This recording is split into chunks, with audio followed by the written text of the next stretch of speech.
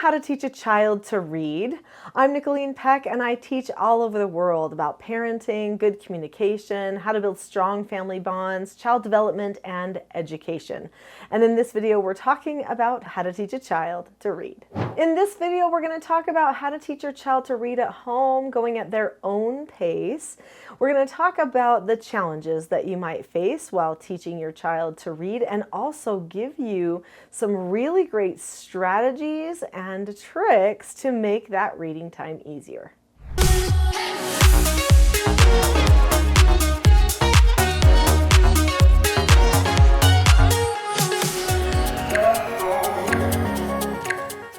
Every child does learn to read at a different pace, and we need to be very careful not to put too much pressure on following the assembly line that the school establishes for reading. There is a readiness that a person develops, and then you know that they are actually ready to read. So I homeschooled my children.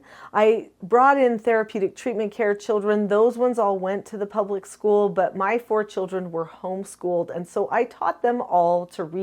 The very first time I went to a homeschool conference, I went to a presentation by a woman named Lynn Hansen. And in this presentation that was entitled, "I Can Teach a Child to Read in 40 Minutes and So Can You," I was blown away as I watched Lynn use some clever charts and songs to teach a non-reading child of about age 7 to read within the 40-minute class on the stage in front of all the rest of us. Now, was he ready for that 40-minute lesson? Yes, he absolutely was. But that taught me I don't need to stress about this reading. I just need to make sure that they are ready for it. Then, when it's time, do the same thing that Lynn Hansen did. So Lynn Hansen method of reading was something that people were using in the homeschool community back in those days. Lynn has since retired from teaching her program. However, her program still exists with a group called Skyrocket Learnings. If you want to still learn some of the things that I did back in the day when I was teaching my children to read, you can do that. But I will go into some of those details for you today. The way that she teaches is genius. It brings in their developmental level that they are at. Instead of presenting reading as this thing to memorize and master at a higher level, it says, what do children understand? They understand the relationships. They understand pictures. They understand how things move, like how a car moves forward instead of backward. They understand some of those things, and she brings all of those things together to create this beautiful learning system that is based on some songs. Now, I'm not going to sing you all of the songs because I do have a video that is called How to Teach Your Child to Read for Free, where I talk about the Lynn Hansen songs that I used when I taught my children.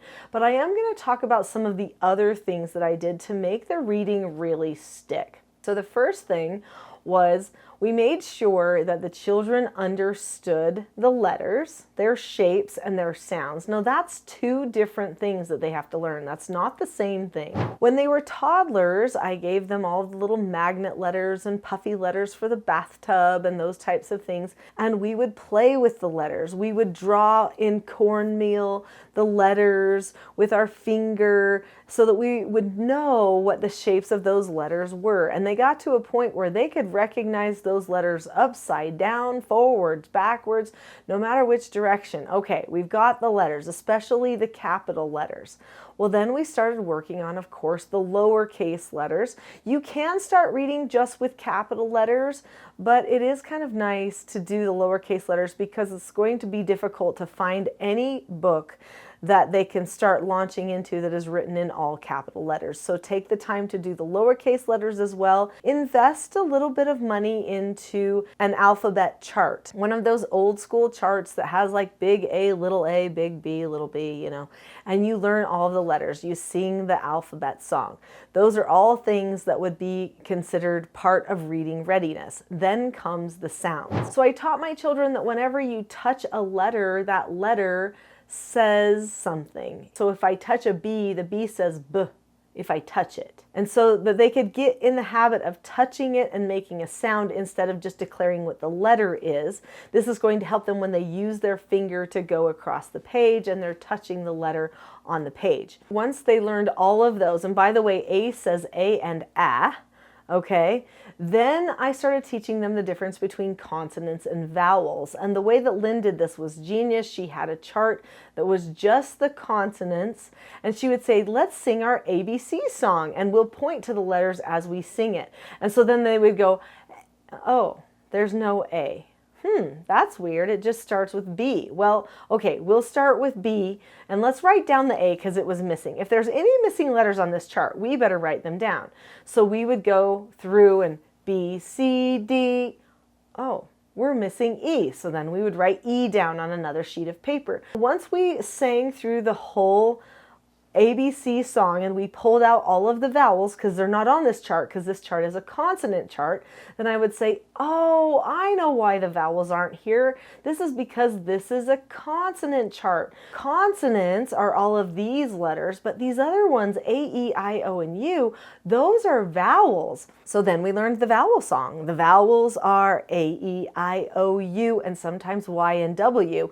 And we needed to know that it was sometimes Y and W because in order to keep with the rules that Lynn Hansen was going to teach with, when we're deciphering what the word is supposed to say and what the vowel is supposed to say, which is the hardest part, sometimes we needed to know that were these other two letters that it could occasionally play as vowels. So anyway, then we started teaching them the songs. There were two different songs that we would teach to help them understand whether A said A or A said ah. And then we talked about lazy letters. We talked about married letters. That's where Lynn brought in the relationships related to letters. Like a W and an H were married. It didn't say wuh, it just said wuh. And if a P and an H were married together, it didn't say puh, it said f. Instead, we learned those. We learned consonant blends. So once we knew our consonants and vowels and the two songs that Lynn taught us, then we could read basic words on word lists. And at first I kept it very simple using mostly uppercase letters. Then I would switch my lists to be lowercase letters, and these word lists were words that matched the rules that we were learning with the two songs that Lynn taught us. After that, we learned the married letters and the consonant blends. Then we could read even more words on word lists. At that point, we started going to simplified books. Now, Lynn has some simplified books. I also made a few of my own, and we even brought in some Bob books. So if you're familiar with those little Bob books. However, it was interesting to note that even in the little Bob books, there were a couple of words like go. That word it breaks the rules. O shouldn't say O in the word go. It should be gaw according to the actual grammar rules. And it says go instead. So we had to memorize that this word breaks the rules. So there were only a couple of words that needed memorization. Otherwise, we learned how words are constructed. We diagrammed these words very simply with the songs, and they were able to read any word because they understood this method of deciphering what the vowels were supposed to say. So after that, I would sit down with my children every day after we were done doing our word lists and bringing in a little bit more reading. Then we would sit down together with a book and we would use our finger and we would read through the book, and we would stop if there was ever a problem and go through the diagramming sequence, and then we would, keep reading through, and we would build our way up to higher and higher levels of reading. It was really a joy, but I have to tell you that some of my children were reading at age 3 because of this method. They loved it. It was so easy to do. I did have 2 children who were dyslexic. It took them a little bit longer. They could understand the method, but they couldn't keep the letters as straight in their heads, and so it took them a little bit more time, but ultimately the same method was what helped them. And this was something that was so simple it could be added into our daily life together. One other little game you might want to try just to get them ready for reading readiness is what I used to call the hard letter game. I believe I talk about the hard letter game in my next video, which is how to teach a child to read for free. I also have another video called How to Teach Your Child to Read at Home. Both of those will give you useful information on how to improve the reading at your house. I'll see you there.